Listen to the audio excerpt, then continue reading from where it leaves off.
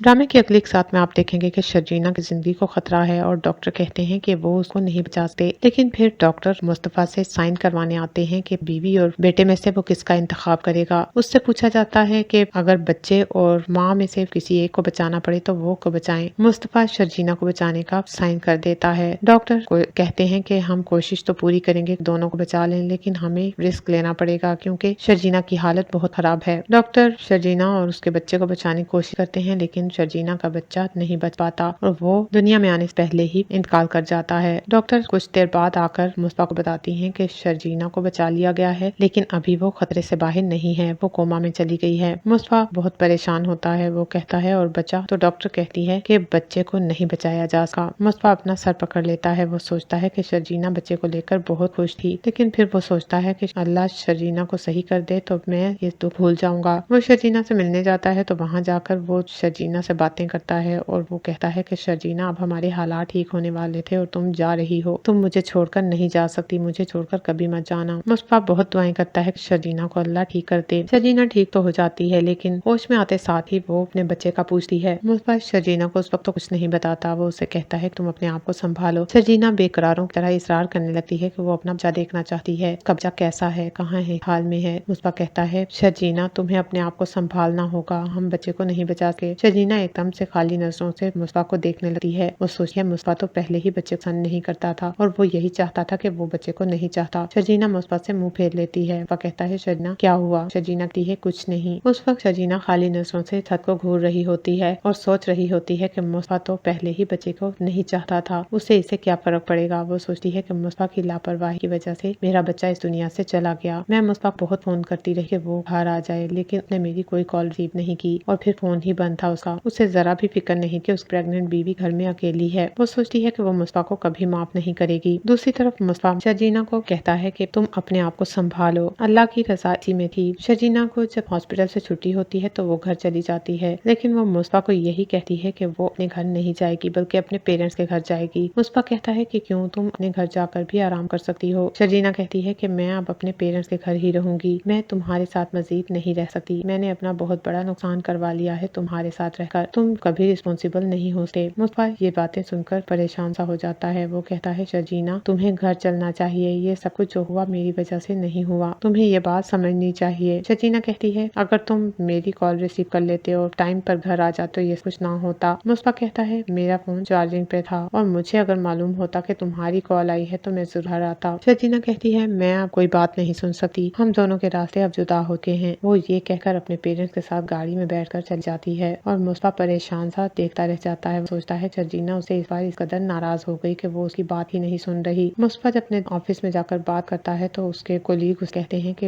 ये छोटी बात नहीं है, जब तुम्हारी बीवी प्रेग्नेंट थी तो तुम्हें अपने मोबाइल का ख्याल रखना चाहिए था, तुमने उसकी कॉल्स रिसीव नहीं, जिसकी वजह से ये सारा इशू क्रिएट हुआ, तुम्हें अपनी बीवी से माफी मांग लेनी चाहिए। मुस्तफा कहता है मैंने बहुत माफी मांगने की कोशिश की, लेकिन वो माफी ही नहीं दे रही, इस बार तो वो माफ ही नहीं कर रही, वो पत्थर की बन गई है। शर्जीना अपने पेरेंट्स के साथ घर चली जाती है और मुस्तफा अकेला रह जाता है। मुस्तफा अकेले में सोचता है कि वो जिस चीज से चहक कर रहा था अब वो पाने ही वाले थे, उसके बहुत करीब थे, लेकिन कि ये सब कुछ क्या हो गया। शर्जीना मुस्तफा को रोज याद करती है। वो सोचती है कि मुस्तफा अपना बदल गया है, वो सिर्फ और सिर्फ पैसे के पीछे ही भाग रहा है, उसे कोई रिश्ता नाता नजर नहीं आता। दूसरी तरफ रुबाब अदील को पार्टी में बहुत बेइज्जत करती है, वो उसके सारे पोल खोलकर लोगों के सामने रख देती है, साथ ही नताशा के साथ उसके अफेयर का सारा तख्ता खोल कर रख देती है। नताशा तो दंग रह जाती है, वो उसी वक्त वहाँ से अपने शोहर को लेकर चल जाती है, लेकिन उसके शोहर घर जाकर उससे बहुत लड़ता है। वो कहता है कि मैंने तुम पर एतबार किया और तुमने मुझे इतना धोखा दिया। वो उसे डिवोर्स दे देता है। दूसरी तरफ अदील अपनी सफाई देने की कोशिश करता है। वो कहता है कि ये सब झूठ है, मैंने ऐसा कुछ नहीं किया। तो रुबाब कहती है कि मैं तुम्हारी एक भी नहीं सुनूंगी। वो उसी वक्त अदील को अरेस्ट करवा देती है। उसके बाद अदील के पेरेंट्स जो के अकेले रह के होते हैं और इस टेंशन से बेहोश हो जाते हैं, उन्हें आकर कहती है कि अब आपको ये घर छोड़कर जाना होगा क्योंकि ये घर मेरा है। रुबाब अदील के पेरेंट्स को घर से निकाल देती है और उस पेरेंट्स रास्ते में ही खड़े होकर रो रहे होते हैं। वो सोचते हैं कि हम अदील और शर्जीना के साथ ना गंवाते तो आज उन्होंने हमें सहारा दिया होता। अदील ने हमारे साथ बहुत बड़ा धोखा किया है। अदील की माँ कहती है कि हमें शर्जीना और मुस्तफा के यहाँ चले जाना चाहिए।